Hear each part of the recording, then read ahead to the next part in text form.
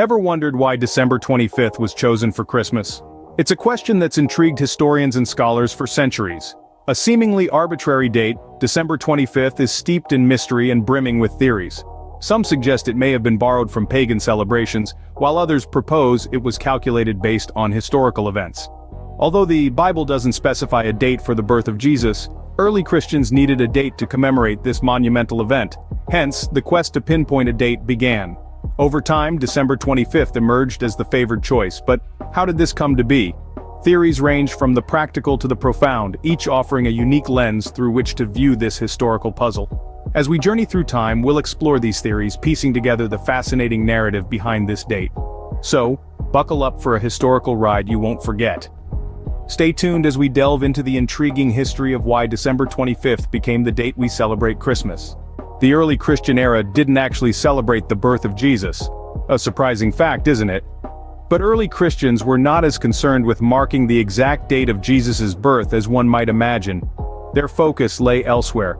During the first few centuries following Jesus' time on earth, the religion that would become Christianity was still finding its feet. The followers of Jesus were more interested in his teachings, his death, and his resurrection, the cornerstones of the faith that we now know as Christianity. These were the events that held deep spiritual significance, the events that were celebrated and commemorated. The two major observances during this period were Easter, which celebrated the resurrection of Jesus, and Epiphany, which marked the manifestation of Christ to the Gentiles as represented by the Magi. These festivals were deeply rooted in the narrative of salvation and divine revelation, themes that resonated profoundly with the early Christian community. The birth of Jesus, while undoubtedly significant, was not given a specific date or annual observance. There are no records from the time that indicate Jesus' exact birth date. The Gospel accounts of Matthew and Luke, which provide the nativity narratives, do not specify a date or even a time of year. Theologians and scholars have proposed various dates throughout the year based on different interpretations of the biblical texts and historical context. But the truth is, the early Christian community didn't place a significant emphasis on celebrating the birth of Jesus. It was his life, teachings, death, and resurrection that were the focal points of their faith. So, it begs the question, where did the tradition of celebrating Jesus' birth on December 25th originate?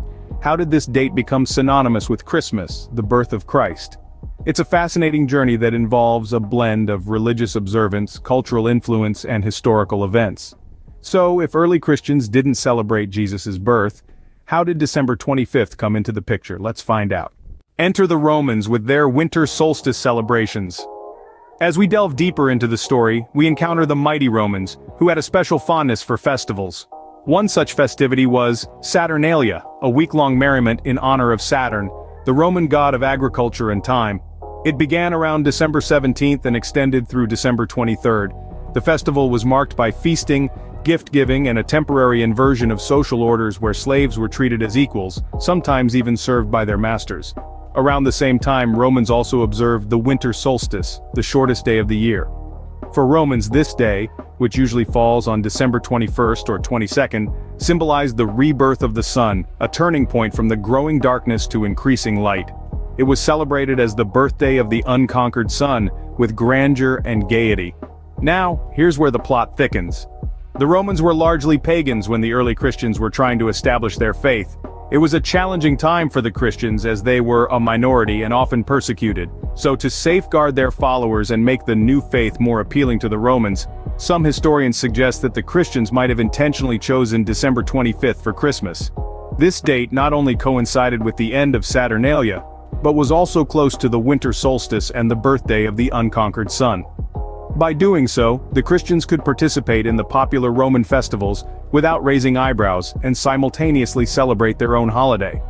This theory suggests that December 25th was a strategic choice, a clever fusion of Christian and pagan traditions to ensure the survival and spread of Christianity. It paints a fascinating picture of how early Christians might have navigated through the complexities of their time. While this theory is widely accepted, there's another interesting aspect to consider: the calculation hypothesis. Let's uncover more about this in our next scene. Here's where math enters the story. The calculation hypothesis is a theory that brings in the element of numbers into our quest to decode the December 25th mystery. This hypothesis is rooted in Jewish customs and the belief that prophets were perfect, and thus their lives completed a perfect cycle. They died on the same date they were conceived or born.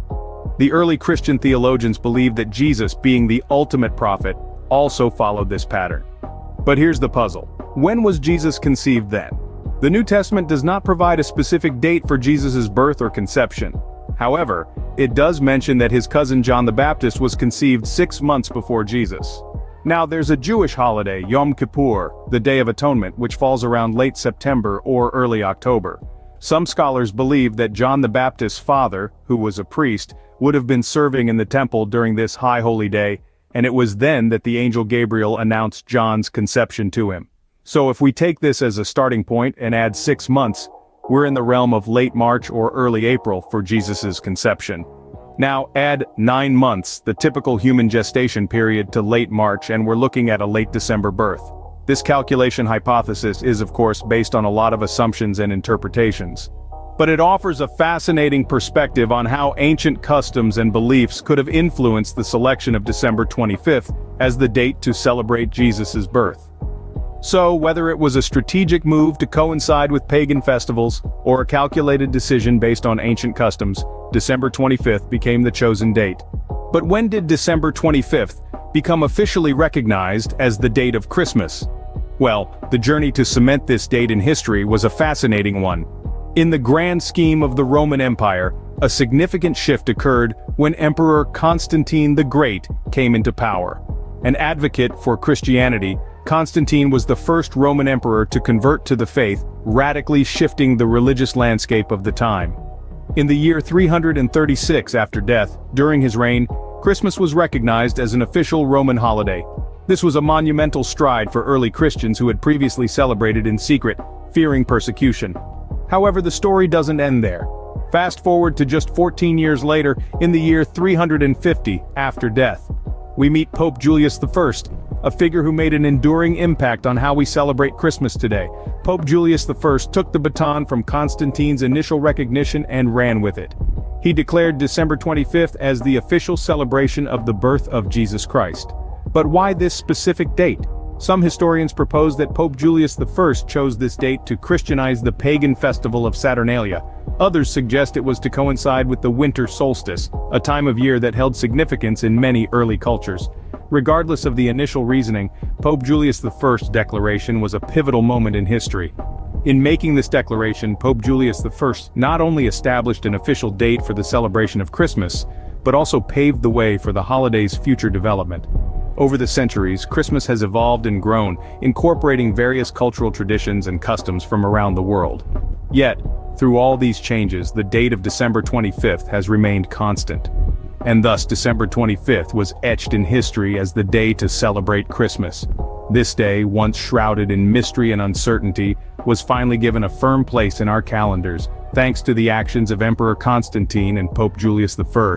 It's a testament to their influence that billions of people worldwide still celebrate Christmas on this date, more than a millennium and a half later. So there you have it, the fascinating journey of how December 25th was chosen for Christmas. From the early Christian era, we trace the uncertain times of Jesus' birth, navigating through a world where precise dates were often a mystery. Next, we delved into the Roman influence, looking at the festival of Saturnalia and Sol Invictus, and how these celebrations may have played a part in choosing the date. We then explored the calculation hypothesis, a theory suggesting the date was determined based on a Jewish belief about prophets' death and conception dates.